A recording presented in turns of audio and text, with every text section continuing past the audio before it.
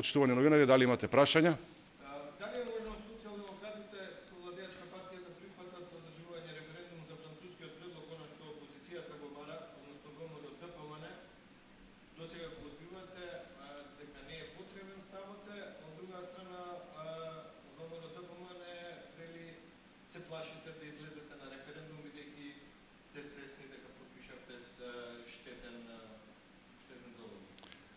Ние бевме доследни во делот на нашите ставови како партија, како парламентарно мнозинство, како влада. Ние сме горди со нашиот успех во процесот на преговори, бидејќи уште еднаш, де факто и де јуре го обезбедивме чистиот македонски јазик, обезбедивме преговори веднаш во моментот, што беше докажано и со одржувањето на првата меѓувладина седница. Ова го цениме како партија, како уште еден памфлет на лажгото Христијан Мицковски, кој што само единствено за потребите внатре во партијата настојува цело време едноставно да манипулира со некакво лишче хартија, што се вика нотарска изјава, за да во следниот чекор да го продуцира ставот и идејата за непотребен референдум.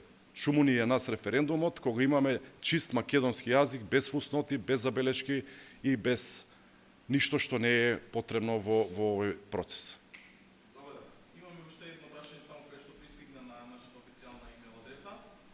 Вчера Мицковски ги обвини опозицијските партии дека се инсталација на власта и затоа не го поддржуваат барањето за референдум. Каков е вашиот став?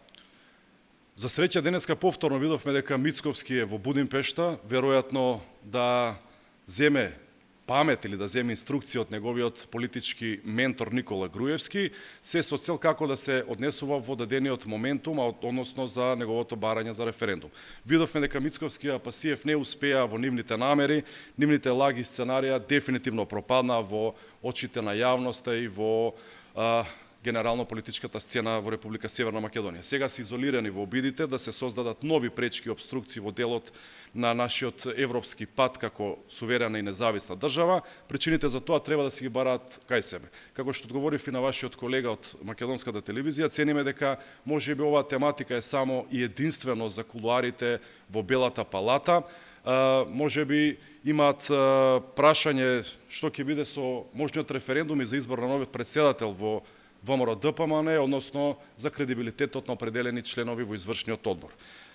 Се што кажа Мицковски е една единствена лага и обратно од она кое што се испостави сите овие денови. Нема бугаризација, нема асимилација, почнавме преговори со Европската унија, имаме заштитен, чист македонски јазик и зачуван идентитет.